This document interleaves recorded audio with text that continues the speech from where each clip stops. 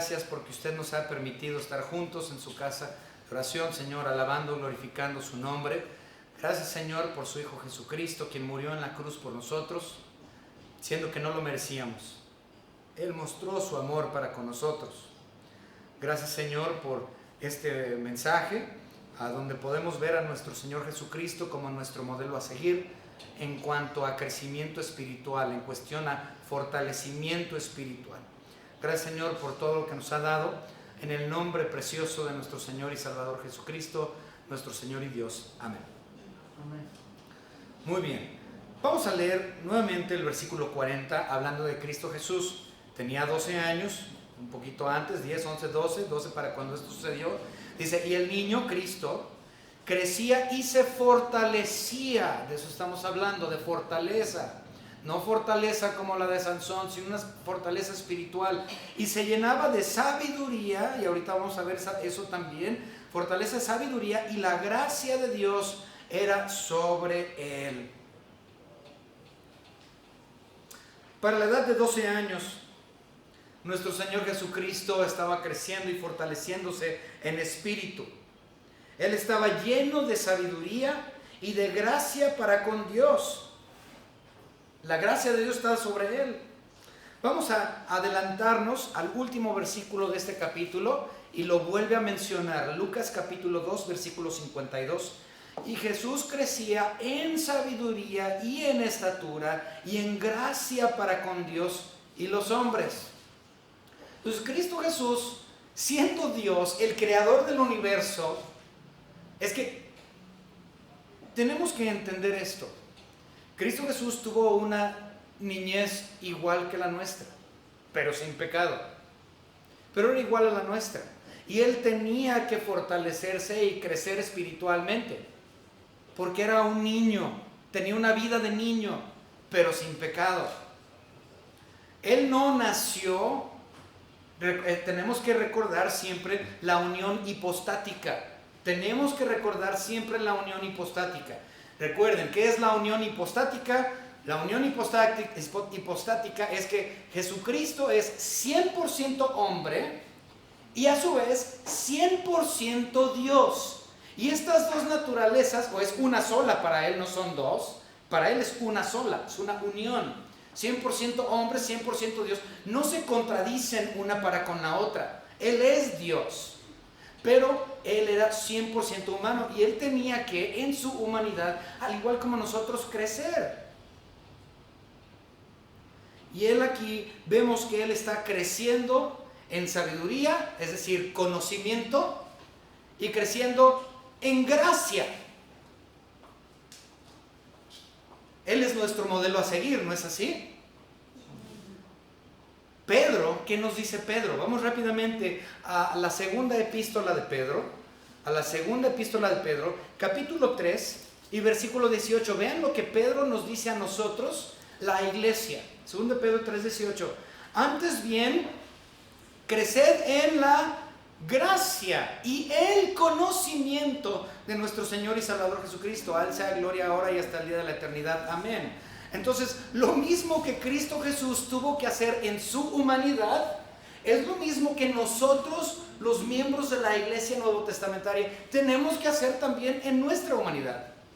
Así como Él creció en gracia y sabiduría y se fortalecía en espíritu, así nosotros, de acuerdo a lo que nos escribe Pedro, bueno, nos escribe el Espíritu Santo por medio de la mano de Pedro, es lo mismo. Así como Cristo lo hizo, como nuestro modelo a seguir, nosotros debemos de llevarlo a cabo igual. Crecemos en gracia y conocimiento, en sabiduría y conocimiento, para con gracia con el Señor. Y esto es mucho más importante que los músculos de Sansón. De hecho, hay un versículo en la Biblia que no lo puse aquí que dice que el ejercicio corporal poco aprovecha. De poco se aprovecha, ¿sí? A mí me gusta el gimnasio, aunque no se note ahorita en este momento, ¿sí? Me gusta ir a hacer ejercicio y yo veo a unos hombres ahí pero monstruosos, ¿no? Así del tamaño que tengo la cintura, así tienen el bíceps y dices, wow, qué impresionante este cuate, ¿no? levante pesas 5 horas diarias en el gimnasio para irse a una competencia que no le va a pagar ni un peso. Por el puro amor al arte lo hacen, y la Biblia dice, de poco aprovecha él eso. Es más importante, más precioso, más de todo y de más valor el crecer en gracia y conocimiento para con nuestro Señor y Salvador Jesucristo, porque así lo hizo Él. Ahora vamos a ver un versículo muy conocido que todo mundo seguramente se lo sabe de memoria, por lo menos espero que en esta iglesia todos se lo sepan de memoria. Nos lo aprendimos todos de niños. Vamos rápidamente a Josué capítulo 1 y versículo 9, lo que Dios le dijo a Josué. Vean, versículo 1, 9, mira que te mando que te esfuerces y seas valiente, no temas ni desmayes, porque Jehová tu Dios estará contigo en donde quiera que vayas. Que te esfuerces, es decir, que crezcas en fortaleza.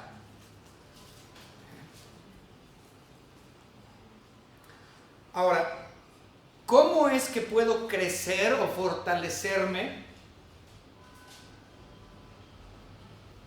¿Cómo puedo hacer eso? ¿Cómo lo logro? ¿Cómo se logra ese crecimiento espiritual? ¿Cómo se logra? Bueno, varias maneras, pero vamos a ver de una por una. Tengo 3, hay muchas, pero nada más en este mensaje tengo 3. Primero vamos a Deuteronomio capítulo 11 y versículo 8. Nuevamente hay muchas formas de crecer espiritualmente, pero hoy nada más hay 3. Deuteronomio 11, 8. Guardad pues todos los mandamientos que yo os prescribo hoy, para que seáis fortalecidos, dice la palabra de Dios, y entréis y poseáis la tierra a la cual pasáis para tomarla. Entonces, ¿cómo dice que voy a ser fortalecido? Guardando los mandamientos. Pero ¿cómo puedo guardar los mandamientos si no los conozco? Es imposible. Si yo quiero fortalecerme espiritualmente, si yo quiero ejercer los músculos espirituales, yo tengo que conocer qué es lo que Dios especifica en su palabra, que yo haga o no haga. Pero si no tomo el tiempo para el estudio de la palabra de Dios, yo voy a ser ignorante de estas cosas. Entonces no va a haber fortalecimiento. Para fortalecerme tengo que aprenderlos y guardarlos y ser cada día más como Él es. Eso se llama proceso de santificación progresiva. Yo tengo que conocer qué es lo que la palabra dice para que el Espíritu Santo que mora en el corazón de cada creyente me mueva a un entendimiento y a una obediencia de su palabra. Tengo que conocer su palabra. No puedes ser fortalecido, no puedes crecer espiritualmente si no conoces su palabra. Si la ignoras, no va a haber ese ejercicio espiritual. Va a ser inexistente.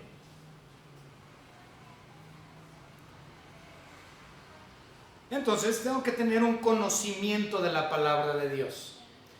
Vamos a leer rápidamente los versículos 41 a 49 de nuestra lectura de Lucas. Lucas 2, 41 al 49. Iban sus padres todos los años a Jerusalén en la fiesta de la Pascua. Y cuando tuvo 12 años, que era la edad de su bar mitzvah, subieron a Jerusalén conforme a las costumbres de la fiesta. Al regresar ellos, acabada la fiesta, se quedó el niño Jesús en Jerusalén sin que lo supiesen José y su madre. Y pensando que estaba entre la compañía, anduvieron camino de un día y le buscaban entre los parientes y los conocidos. Pero como no le hallaron, volvieron a Jerusalén buscándole. Y aconteció que 3 días después le hallaron en el templo, fíjense, sentado en medio de los doctores de la ley, oyéndoles y preguntándoles.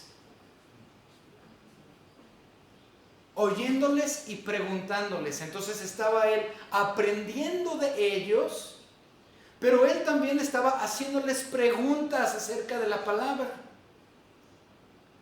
¿Qué estaba haciendo entonces? Cristo Jesús estaba estudiando con estos doctores.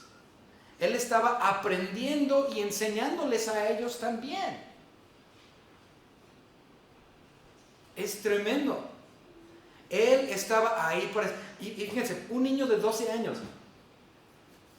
Era un niño. Estaban de vacaciones. Escuchen, la familia estaba de vacaciones. Cuando mis hijas, Jada tiene 12 años, Jessen cuando tuvo 12 años, y ustedes también, cuando nos íbamos a vacaciones lo que queríamos hacer era meternos a la alberca. ¿A poco no? Irnos al cerro, andar de vagos. Hacer lo que fuese. Cristo Jesús a los 12 años, estando de vacaciones, Él tenía la libertad de hacer lo que Él hubiese. Si Él quería ir a pescar, podía ir a pescar y hacer cosas de niños. Si quería subir un cerro, podía subir el cerro. No sé, posiblemente si quería agarrar piedras y aventárselos a los carruajes romanos, muy bien pudo haberlo hecho. Dudo que hubiera hecho eso, pero yo sí. El asunto es, Él tenía la libertad de tiempo en sus vacaciones de hacer lo que Él quisiera. Pero en su tiempo libre, nuestro Señor Jesucristo optó por conocimiento bíblico.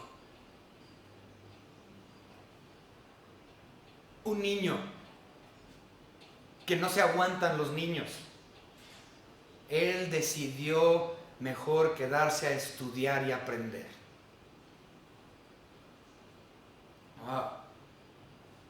Yo no era así. Y muchas veces como adultos no somos así tampoco. Son las vacaciones, mira, me voy a aplastar enfrente de la tele, a aventarme toda una saga completa de mi serie favorita. O voy a meterme a internet a ver lo que yo quiera, voy a hacer mi hobby. Es mi tiempo libre, son mis vacaciones, yo voy a hacer lo que yo quiero hacer. Esa es la mentalidad de nosotros hoy. Cristo es nuestro modelo a seguir. Él a sus 12 años de edad estaba aprendiendo la palabra de Dios y creciendo en sabiduría y conocimiento y en gracia de Dios Padre. Él es nuestro modelo a seguir. ¿Por qué entonces cuando estamos de vacaciones lo último que queremos hacer es levantar una Biblia para leerla? Meternos a esforzarnos a leer y aprender. Ir con los doctores de la palabra, con el pastor u otros pastores y preguntarles y escucharlos y aprender de ellos.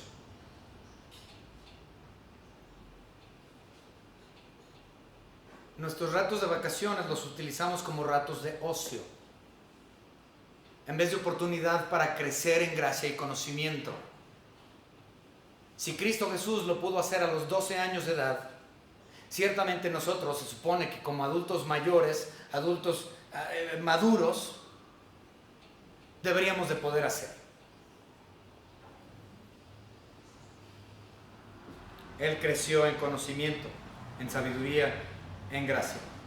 Vamos a leer Proverbios capítulo 24.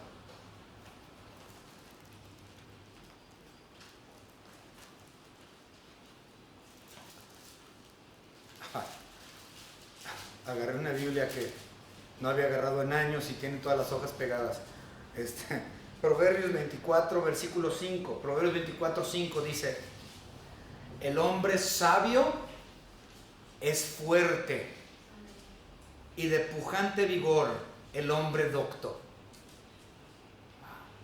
Estamos hablando de fortaleza no física, fortaleza mental, fortaleza espiritual, fortaleza en conocimiento de la palabra, en el conocimiento de nuestro Señor y Salvador Jesucristo, en el conocimiento de Dios Padre.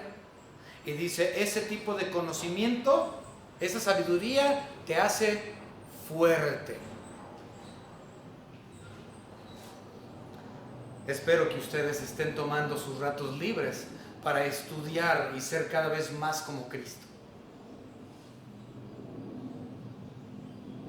Y la verdad es que todos somos culpables de no hacerlo de esa manera.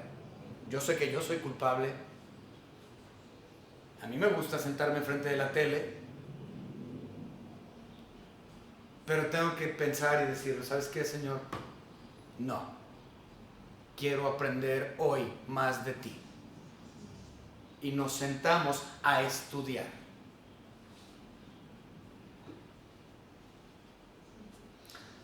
Entonces, por medio del conocimiento de sus mandamientos, nos fortalecemos.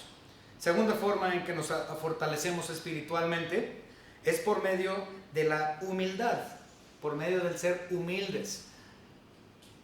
Y no me refiero a humildes así de, pobrecito. No, me refiero a humildad de ser sujeto a. Cuando tú te sujetas a las autoridades, cuando tú te sujetas a todo el que está por encima de ti, ¿sabes qué? Eso te fortalece. ¿Okay? Vamos entonces a ver la fortaleza por medio de ser humilde, por medio de ser sujeto. Y aquí mismo, Lucas capítulo 2.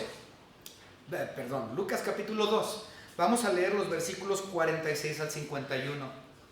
Bueno, ya leímos el 46, 47. Y todos los que le oían se maravillaban de su inteligencia y de sus respuestas. Versículo 48. Cuando le vieron se sorprendieron y le dijo su madre: Hijo, ¿por qué nos has hecho así? He aquí tu padre y yo te hemos buscado con angustia. Sí, me imagino que han de haber estado bien espantados. 3 días buscando a su hijo, 3 días. Y tuvieron que regresar un día completo de camino a Jerusalén para encontrarlo. Yo creo que sus papás, María, de haber estado pero vuelta loca. La respuesta de él fue: entonces él les dijo: ¿por qué me buscabais? ¿No sabíais que en los negocios de mi padre me es necesario estar? Fíjense, era necesario para él, estar en la palabra. Era necesario para él fortalecerse. ¿Por qué parece que no es necesario para nosotros? ¿Por qué parece que el estudio de la palabra de Dios llega a ser algo secundario o incluso terciario o más lejano todavía?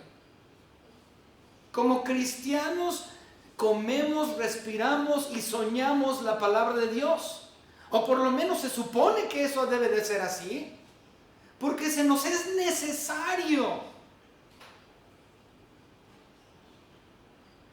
Hermanos, cuando yo no leo la Biblia y no estudio 1, 2, 3 días, no leo nada, me empiezo a poner muy mal.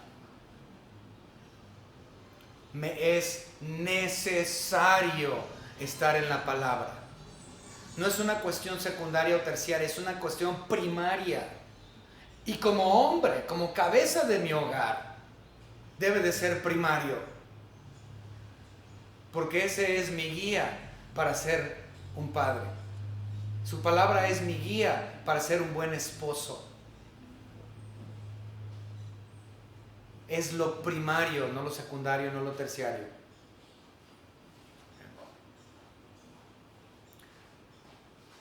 Versículo 50. Mas ellos no entendieron las palabras que le habló. Fíjense, él se dio cuenta, obviamente siendo Dios, Cristo Jesús, aunque nada más tenía 12 años, él se dio cuenta que, pues, oye, no me están entendiendo lo que estoy tratando de decirle a José y a mi madre. Y ubiquen lo que dice el versículo 51. Y descendió con ellos, o sea, simplemente obedeció, dijo: bueno, ya no les voy a causar más angustia, ya sé que no me entienden, mejor me callo y me voy con ellos. Dice, y volvió a Nazaret y estaba, ¿qué dice? Sujeto a ellos. Ahí está. Cuando me refiero a fortalecidos por humildad, me refiero a fortalecidos por ser sujetos a. El creador del universo se sujetó a las autoridades bajo las cuales él se encontraba. Es decir, José, su padre adoptivo, y María, su madre. Eso, para entenderlo, el creador del universo, el soberano, el que controla absolutamente todo, de todo, se sujetó a sus autoridades físicas, naturales de esta tierra, terrenales. ¿Y qué hacemos nosotros muchas veces? No, a mí nadie me dice qué hacer. Hay muchas mujeres también que tienen un problema grande con la sujeción a sus maridos. Y dicen, no, me voy a sujetar a él. No, ¿qué me voy a andar sujetando? ¿Sí? Ese es un ejemplo de muchos. Hombres que no quieren hacer lo que el patrón les dice o lo que el gobierno dicta. Paga tus impuestos. ¿Qué me van a andar pagando impuestos? Pero Cristo pagó impuestos, ¿no es así? Dado al César lo que es del César, dado a Dios lo que es de Dios. Cuando llegaron a preguntarle de los impuestos, él sacó las monedas de los impuestos. Aquí están las monedas de los impuestos.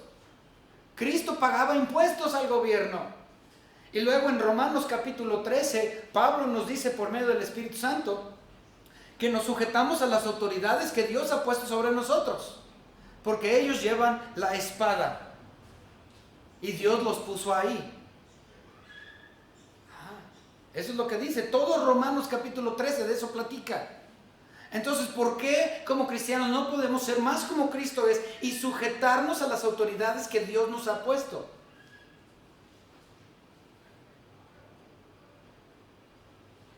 Y dice Filipenses que nos sujetamos los unos a los otros. Y veo a los demás, ahí dice en Filipenses 2:3, veo a los demás como por encima de mí mismo. Vamos rápidamente, Filipenses capítulo 2, versículo 3.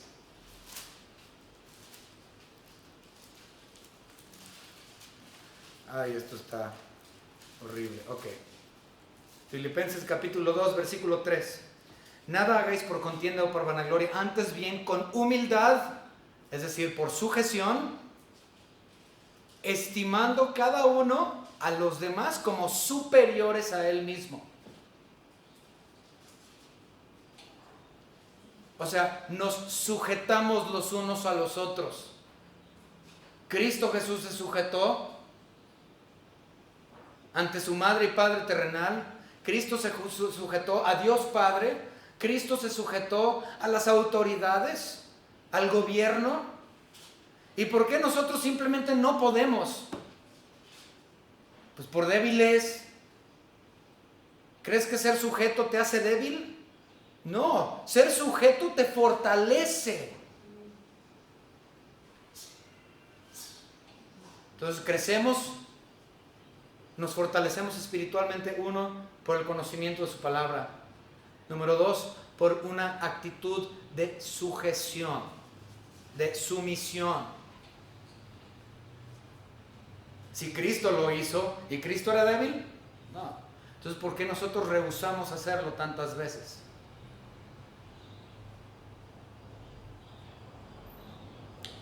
Bueno, aquí tengo otro versículo, también precisamente en Filipenses. Vamos rápidamente, ahí en el mismo capítulo donde estábamos, Filipenses 2, leamos el versículo 8. Y estando en la condición de hombre, se humilló, se sujetó a sí mismo, haciéndose obediente hasta la muerte y muerte de cruz. Él se sujetó siempre, se subordinó, se humilló, fue obediente. ¿Y por qué es importante que nosotros seamos sujetos o humildes de corazón? Hay muchas razones, muchas razones. Les voy a decir algunas nada más, que ustedes no me van a poder refutar. Cuando uno es humilde de corazón, sumiso, subordinado, esto es lo que sucede. Cuando mi corazón es humilde, yo llego a entender que quien hace las reglas es Dios. Así de fácil, no soy yo. Que mis chicharrones truenan, no, nada. Quien hace todas las reglas del universo es Dios. Yo tan solo soy hechura suya, sujeto bajo su autoridad. Cuando uno es humilde o sujeto de corazón, también llegamos a poner a otros antes que a mí mismo, que ya lo leímos ahí en Filipenses 2:3. Cuando yo soy sujeto de corazón, esto permite que yo sea enseñable. Si mi corazón no es humilde, si mi corazón no es sujeto a las autoridades, entonces yo no voy a ser enseñable. Un ejemplo, los que son padres lo han vivido seguramente, o si fuiste hijo, seguramente también como hijo lo llegaste a experimentar.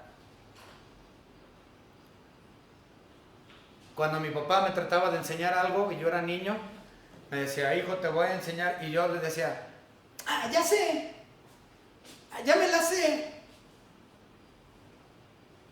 Entonces mi papá me dice, pues si ya sabes, hazlo. No, hombre, y según yo hacía y deshacía y era un desastre. Y no aprendí nada. Porque mi corazón no era humilde, sujeto. Y era imposible que yo aprendiera. Mi corazón no era uno de aceptación, de ser enseñado. Y ahora como padre, yo les he dicho a mis hijas, hija, vente, te quiero. Ya sé. Ok.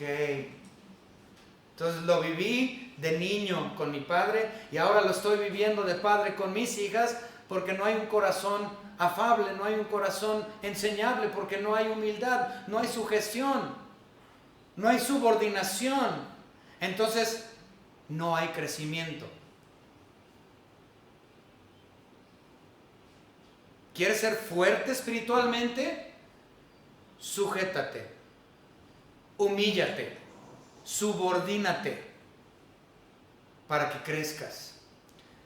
Si mi corazón es humilde y sujeto, también mi corazón puede entonces aceptar corrección. Porque si yo soy orgulloso y no humilde, no sujeto, y yo hago algo malo y alguien me dice, me corrige, mira, hiciste esto, pero así no es, ¿y tú qué vas a saber? Órale. No acepto corrección. ¿Quieres fortaleza espiritual? Crece en conocimiento, en gracia, en sabiduría. Crece en sujeción, en subordinación, en humildad. Por último, que es el tercero, para poder fortalecernos espiritualmente, debo de practicar la fe en obediencia.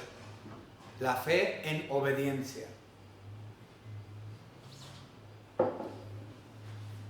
Ahora nos vamos a ir un poco más adelante en Lucas. Lucas capítulo 4. Y esto ustedes lo conocen también muy bien, que viene siendo la tentación de nuestro Señor Jesucristo. Vamos a leer los primeros versículos nada más. Jesús, lleno del Espíritu Santo, volvió del Jordán y fue llevado por el Espíritu al desierto por 40 días y era tentado por el diablo y no comió nada en aquellos días, pasados los cuales tuvo hambre. Entonces el diablo le dijo, si eres hijo de Dios, di a esta piedra que se convierta en pan. Y Jesús respondió, dijo, escrito está, no solo de pan vivirá el hombre, sino de toda palabra de Dios. Luego más adelante, en el versículo 8 dice, respondiendo Jesús le dijo, vete de mí, Satanás, porque escrito está, al Señor tu Dios adorarás y a Él solo servirás. Luego más adelante, versículo 12, respondió Jesús, le dijo, dicho está, no tentarás al Señor tu Dios. En la hora de la tentación de nuestro Señor Jesucristo, Él tuvo una victoria absoluta sobre la tentación de Satanás. ¿Por qué? Porque conocía la palabra de Dios. Y su fe estaba en la persona de la palabra, en la persona de Dios Padre y su palabra. Y Él obedeció a lo que Él conocía de la palabra. Y tuvo victoria, porque Su conocimiento lo llevó a una obediencia absoluta de esas escrituras.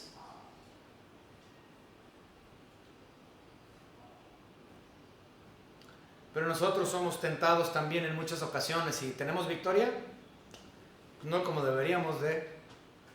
Fracasamos miserablemente cuando estamos presentados con tentaciones muchas veces.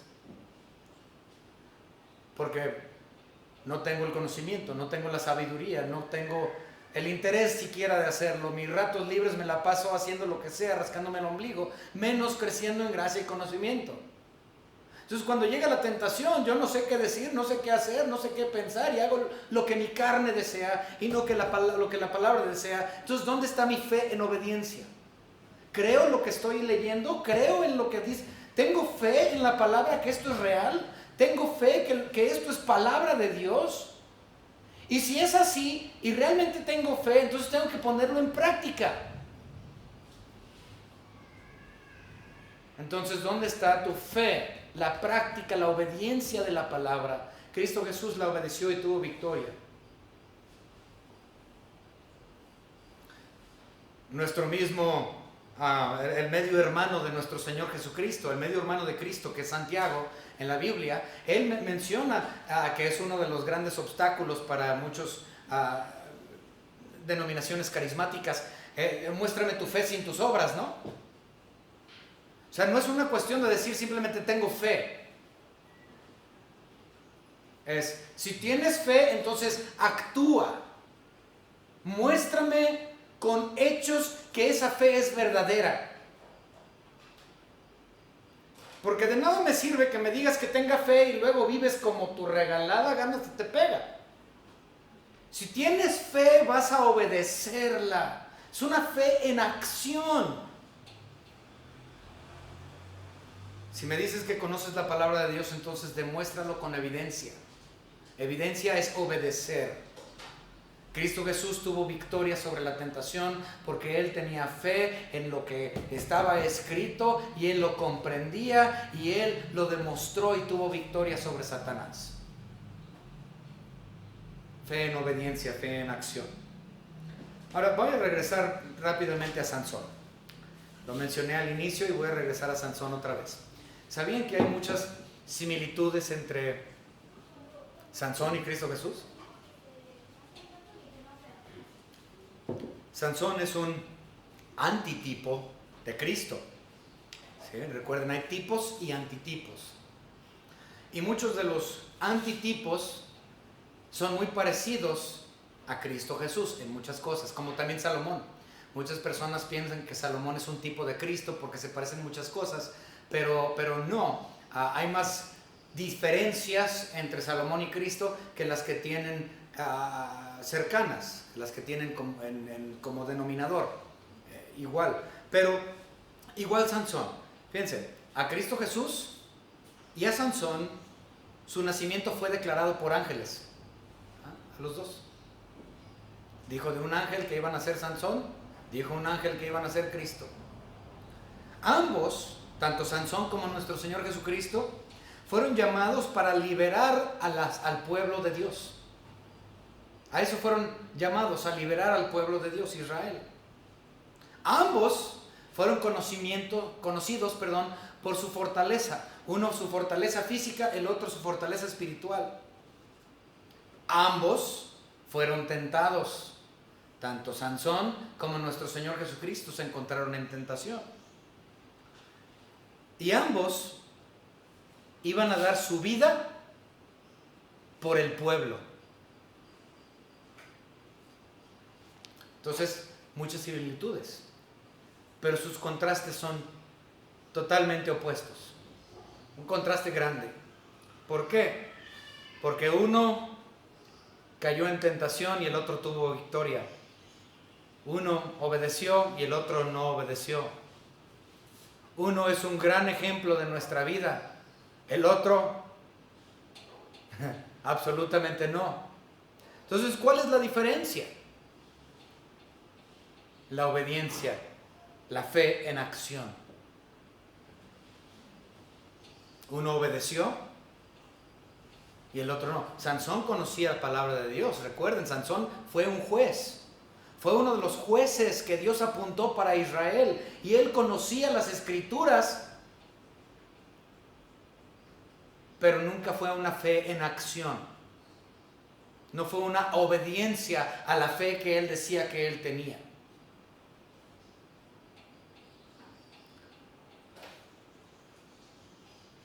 El verdadero fortalecimiento es un fortalecimiento espiritual, no fortalecimiento físico.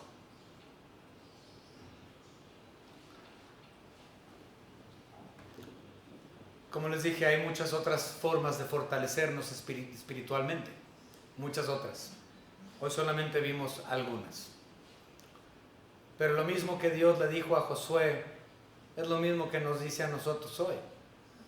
Mira que te mando que te esfuerces y seas valiente. No temas ni desmayes, porque yo estoy contigo. Hermano, hermana, fortalécete. Crece en gracia, crece en conocimiento, crece en sujeción, crece en humildad, crece en subordinado, crece al ser subordinado, crece poniendo tu fe en obediencia.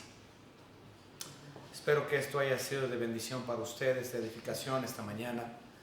Y espero, hermanos, realmente que el Espíritu Santo les mueva sus corazones a implementar esto que es rudimentario a sus vidas. Crezcan, conozcan, crezcan en sabiduría y en gracia. Señor Padre, le damos gracias por todo lo que nos ha dado. Gracias, Señor, por esta su iglesia local. Le pedimos, Señor, que esta iglesia sea luz en esta comunidad, no solamente en esta comunidad, sino que de aquí salgan grandes hombres y mujeres que estén dispuestos a llevar esa luz hasta lo último de la tierra. Te pido, Señor, que esta pequeña iglesia crezca cada día más en conocimiento, sabiduría, en gracia suya, Señor Padre. Ayúdenos, Señor, también a poner nuestras vidas bajo sujeción, bajo subordinación, y nuestros corazones, Señor, siempre en la práctica de la obediencia, de lo que proclamamos como cierto. Gracias, Señor, por todo. En el nombre precioso de nuestro Señor y Salvador Jesucristo, nuestro Señor y Dios. Amén.